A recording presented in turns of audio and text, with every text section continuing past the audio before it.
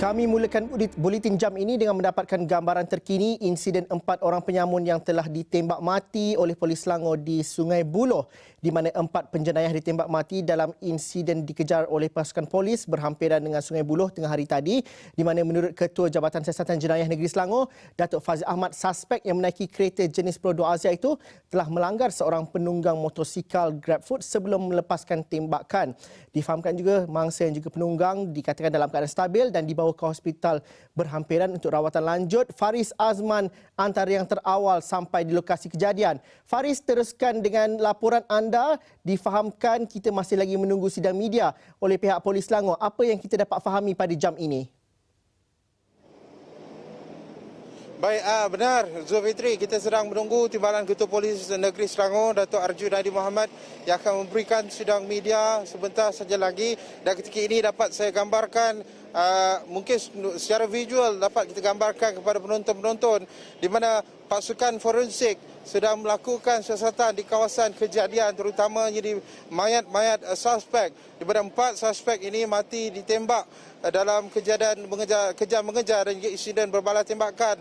Dan apa yang berlaku sebenarnya, kami cuba mendapatkan maklumat sedikit demi sedikit di sini sebenarnya, seperti mana SAC Datuk Fazil Ahmad, Ketua Jabatan Siasatan Jenayah Negeri Selangor, mengatakan bahawa kesemua suspek yang menaiki kenderaan jenis Pro 2 Azia ini telah pun melakukan samun kejadian ataupun jenayah samun di sebuah rumah sebelum insiden kejar-mengejar ini berlaku.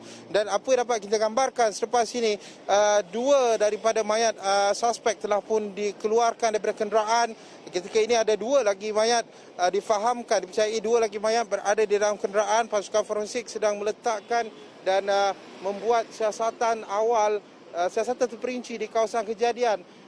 Bagaimana kejadian ini berlaku dan bagaimana kronologi itu berlaku, insiden tembak-menembak di kawasan boleh saya dikatakan dari segi pengamatan saya, ya, berlaku insiden tembak-menembak cermin di beberapa cermin kenderaan itu juga, kesan peluru itu. Begitu juga di kawasan sekitar ini. Kami tidak dibenarkan untuk berada lebih daripada kawasan saya berada ketika ini, kerana ini adalah kawasan siasatan yang sedang dijalankan oleh pihak polis.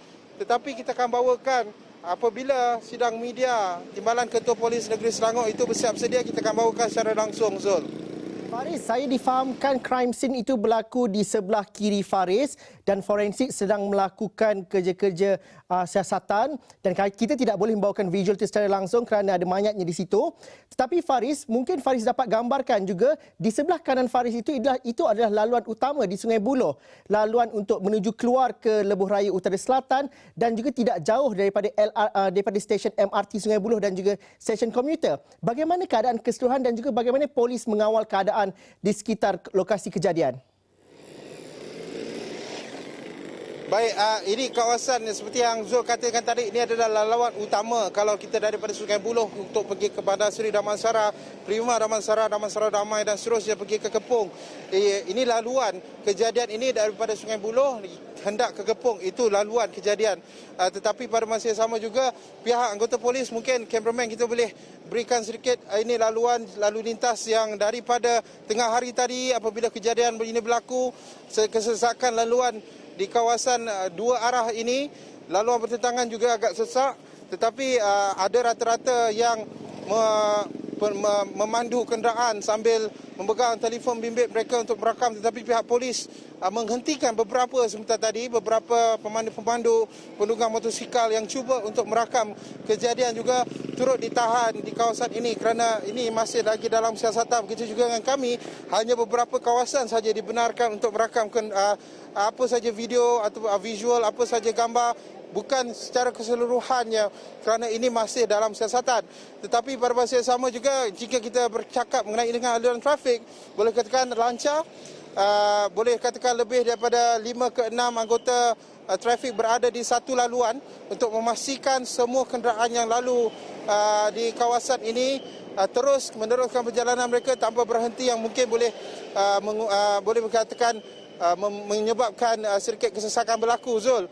Tapi keadaan trafik di sini terkawal. Pada masa yang sama juga telah pun hujan ketika ini, tetapi kami akan terus berada di sini untuk memberikan gambaran secara komprehensif apa yang berlaku oleh sidang media oleh Timbalan Ketua Polis Selangor sebentar saja lagi, Zul.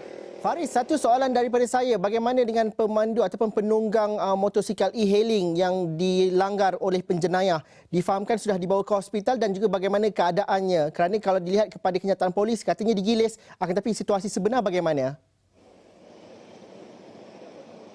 Okey, sebentar saja tadi apabila kami tibanya di lokasi, penunggang motosikal itu telah pun dimasukkan ke dalam salah sebuah kenderaan berhampiran dengan kawasan ini untuk rehat dan sebagainya. Mungkin kerana kawasannya agak panas sementara menunggu ambulan, dan selepas beberapa minit ambulan tiba, penunggang itu telah pun dibawa menaiki ambulan. Tetapi dalam perjalanan penunggang itu dibawa menaiki ambulan, saya berada di situ melihat keadaan beliau stabil. Pada masa yang sama juga beliau boleh bercakap, masih sedar dan sebagainya.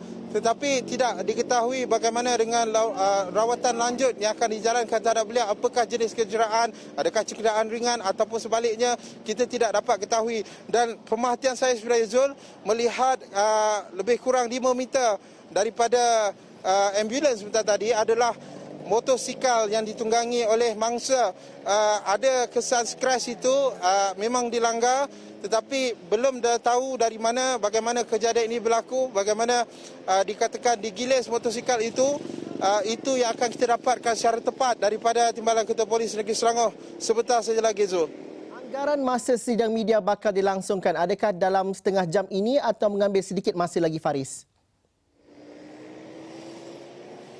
Kalau ikutkan forensik ketika ini telah pun mengeluarkan mayat-mayat suspek daripada kenderaan di lokasi kejadian, sudah tentu forensik telah pun mengadakan mungkin berkatakan separuh daripada kerja mereka telah pun selesai.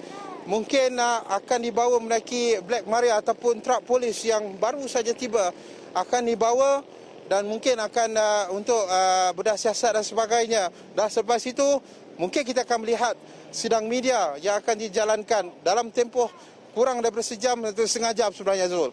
Baik, Faris, kita akan mengikuti perkembangan lanjut. Terima kasih, Faris, yang berada di lokasi kejadian, dan kita menantikan juga sidang media oleh Dato' Arjunaidi Mohamad, Timbalan Ketua Polis Selangor, apabila kita mendapat isyaratnya dari sana.